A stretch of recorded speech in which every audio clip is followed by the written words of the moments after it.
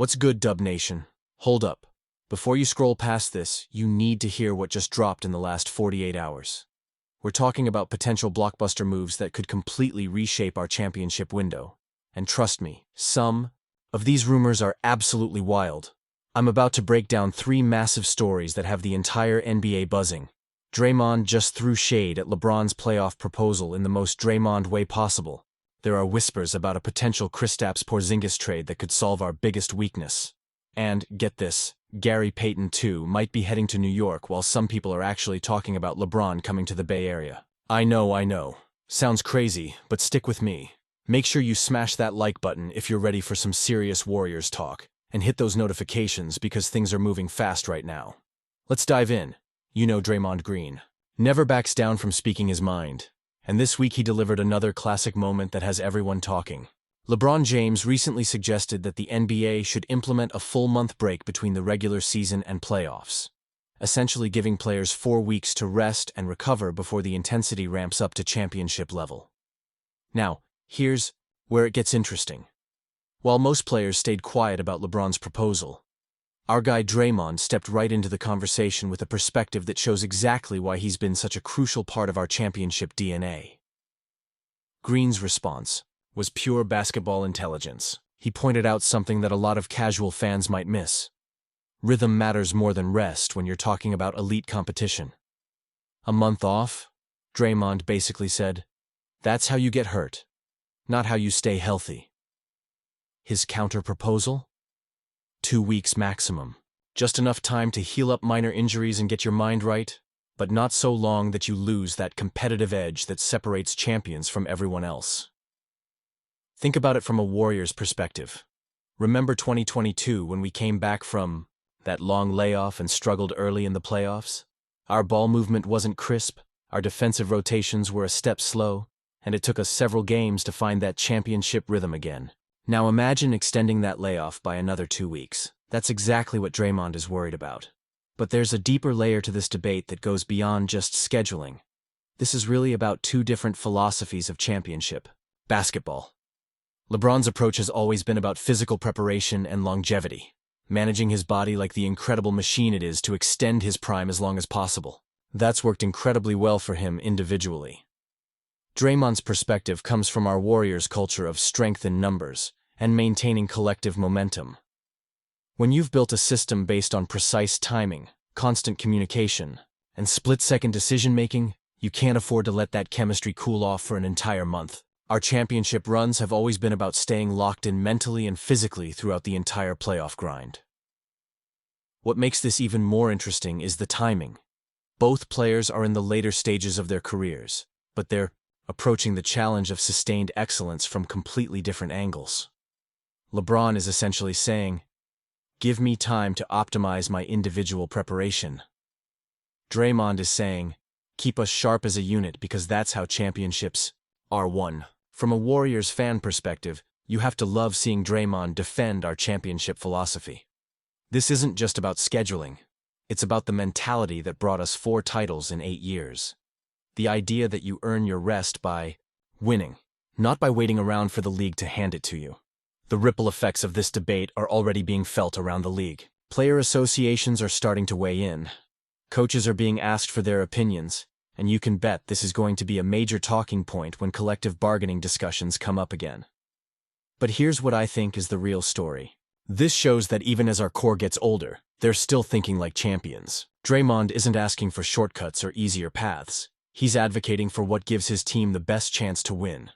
That's the mindset that separates contenders from champions, and it's exactly why Dub Nation should feel confident about our championship window still being wide open.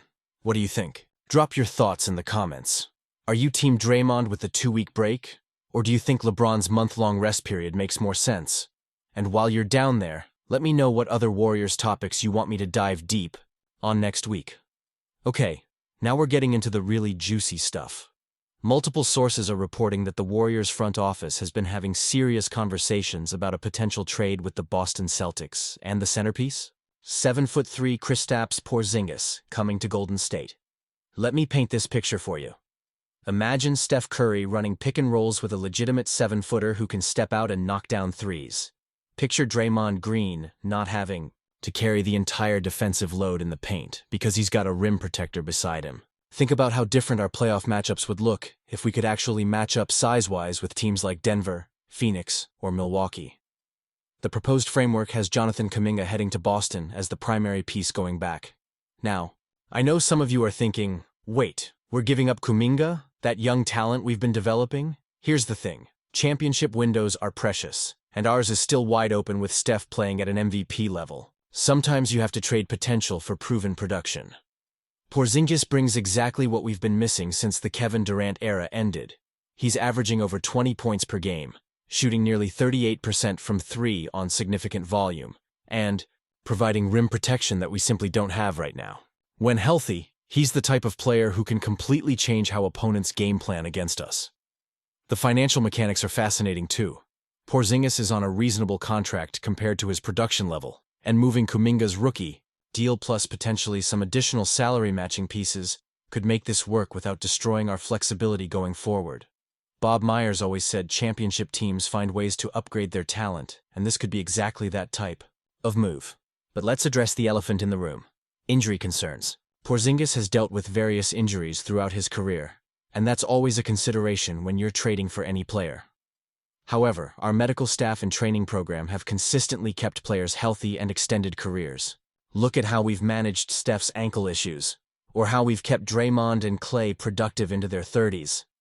From a basketball fit perspective, this is almost too perfect. Steve Kerr's system thrives when you have players who can play multiple positions and create mismatches.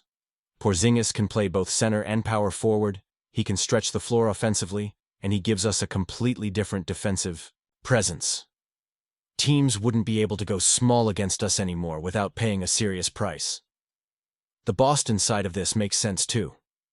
With Jason Tatum dealing with injury concerns and their salary cap situation becoming increasingly complex, they might be looking to reset slightly and build around younger, more cost-effective talent. Kuminga represents exactly that, a player with tremendous upside who's still on his rookie contract. There's also been chatter about Derek White potentially being part of a larger deal. White's defensive versatility and three-point shooting would fit seamlessly into our system, though his contract makes those discussions more complicated financially. What excites me most about this possibility is how it addresses our biggest weakness from last season's playoffs. We struggled against teams with legitimate size and length, and adding Porzingis would completely change those matchups. Instead of relying on small ball lineups out of necessity, we'd be choosing to go small because it gives us the best tactical advantage. The timing could be perfect too. Training camp is still months away, which gives any new additions plenty of time to integrate into our system. We've seen how effective our coaching staff is at incorporating new talent. Remember how quickly Kevin Durant fit in, or how seamlessly Andrew Wiggins adapted to our style of play. If this trade happens, we're talking about potentially having one of the most versatile and dangerous lineups in the league. Steph, Clay, Wiggins, Draymond, and Porzingis? That's a starting five that can match up with anyone and create problems for every team in the league. What's your take, Dub Nation? Are you ready to see Kuminga's potential traded for Porzingis's proven production? Does this move put us back in the championship conversation as clear contenders? Sound off in the comments with your thoughts. Now, let's talk about some moves that might be flying under the radar, but could have significant implications for how our roster shapes up next season. The New York Knicks are reportedly interested in acquiring Gary Payton III, and while that might not sound like earth-shattering news at first, there's more to this story than meets the eye. GPII has been such a valuable piece of our championship puzzle, but his role has evolved as our younger players have developed. Moses Moody and Brandon Podziemski have been getting more minutes, and with our depth chart getting crowded, trading Payton II for the right return could make sense for everyone involved. The Knicks need exactly what Gary brings: elite perimeter defense and playoff experience. They're trying to build around Jalen Brunson and create a legitimate contender in the Eastern Conference. GPII's $9.1 million contract represents solid value for what he brings to a team, especially one that's trying to make that jump from good to great. From our perspective, this creates interesting possibilities. Trading GPII could open up roster spots and financial flexibility that allows us to pursue other upgrades. It could also give more development opportunities to our younger players who are ready to take on bigger roles. But here's where things get absolutely wild. And I want you to know I'm reporting this with all appropriate skepticism. There are actually whispers about LeBron James potentially coming to Golden State. I know. It sounds like something out of a fan fiction, but multiple sources are at least acknowledging these conversations are happening. The theoretical framework would involve creating a big three with Steph, Jimmy Butler, and LeBron. Now, before you get too excited or too horrified, depending on your perspective, let's talk about reality. LeBron has a no-trade clause, he's expressed commitment to the Lakers, and the financial gymnastics required to make this work would be absolutely insane. But imagine for just a moment, LeBron James in a Warriors uniform, the basketball IQ of LeBron and Steph sharing the court, the passing ability, the championship experience, the sheer star power. It would be one of the most shocking moves in NBA history and would instantly make us championship favorites. The obstacles are massive, though. LeBron's age, his contract situation, the Lakers' reluctance to trade him, and our salary cap constraints all make this incredibly difficult. Plus, there's the chemistry question. How do you integrate someone with LeBron's playing style and leadership presence into a culture that's been built around Steph Curry? Shannon Sharpe and other analysts have already weighed in, suggesting that even if this happened, it wouldn't significantly change LeBron's legacy conversation with Michael Jordan. But honestly, legacy debates aside, we're talking about basketball, fit, and championship potential. The interesting subplot here is how Stephen Curry and the Warriors' leadership are approaching these rumors. Steph has consistently emphasized making smart, strategic decisions that balance winning now with long-term sustainability. That measured approach has served us well through multiple championship runs. Steve Kerr and Draymond have echoed similar sentiments about being careful not to mortgage the future for short-term gains. But LeBron James isn't just any player. He's still performing at an elite level and has proven he can adapt his game to different systems. What makes all of this even more intriguing is the timeline. LeBron's son Bronny was drafted by the Lakers, which seemed to solidify his commitment to staying in Los Angeles. But NBA situations change quickly, and if the Lakers struggle next season, who knows what conversations might develop.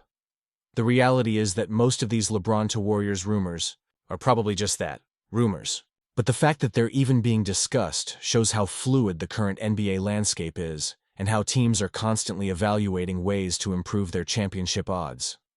What do you think, Dub Nation? Is the idea of LeBron in Warriors colors exciting or concerning? And how do you feel about potentially trading GPII to make room for other moves? Let me know your thoughts below. Looking at all these storylines together, what we're really seeing is a franchise that's actively working to maximize their championship window, while Stephen Curry is still playing at an elite level. Every rumor, every potential move, every strategic decision is being filtered through one question.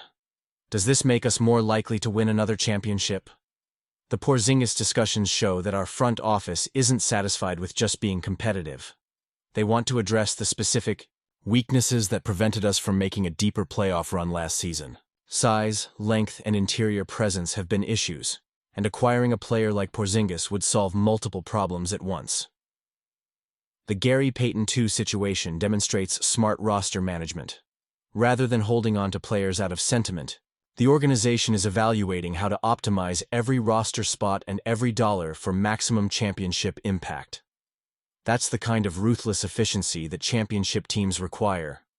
Even the LeBron speculation, as unlikely as it seems, shows that no stone is being left unturned in the pursuit of banner number 5. Whether it's realistic or not, the fact that these conversations are even happening indicates a willingness to consider any move that could put us back on top of the NBA.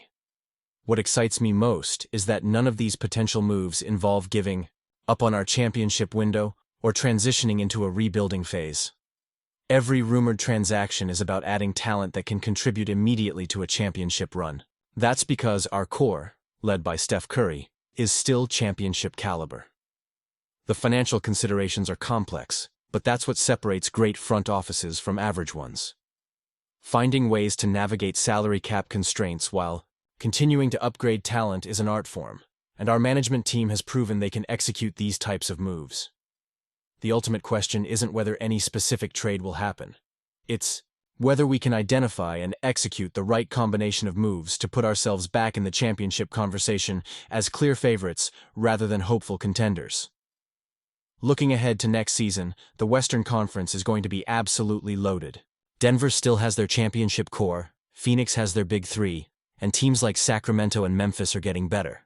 Standing still isn't an option if we want to compete at the highest level. What gives me confidence is that we've been here before. We've navigated difficult roster decisions, we've adapted to changing circumstances, and we've found ways to remain competitive even as our core has aged. The championship DNA is still there, and the commitment to excellence hasn't wavered. So there you have it, Dub Nation. 3 major storylines that could completely reshape how our next championship run looks. From Draymond's playoff scheduling debate with LeBron, to the potential Porzingis blockbuster, to the GPII trade rumors and wild LeBron speculation, we're looking at a potentially transformative offseason. Here's what I want to know from you. If you were running the Warriors, which of these moves would be your top priority? Are you willing to trade young talent like Kuminga for proven championship pieces? Does the idea of LeBron joining forces with Steph excite you or make you nervous about changing our championship culture? Drop your thoughts in the comments below. I read every single one, and your insights always make these discussions better. And if you want to stay on top of every Warriors development as this wild offseason continues, make sure you're subscribed with notifications turned on because things are moving fast. Keep that championship faith strong, Dub Nation. Our window is still wide open, and with the right moves, banner number 5 could be closer than we think. Until next time, strength in numbers.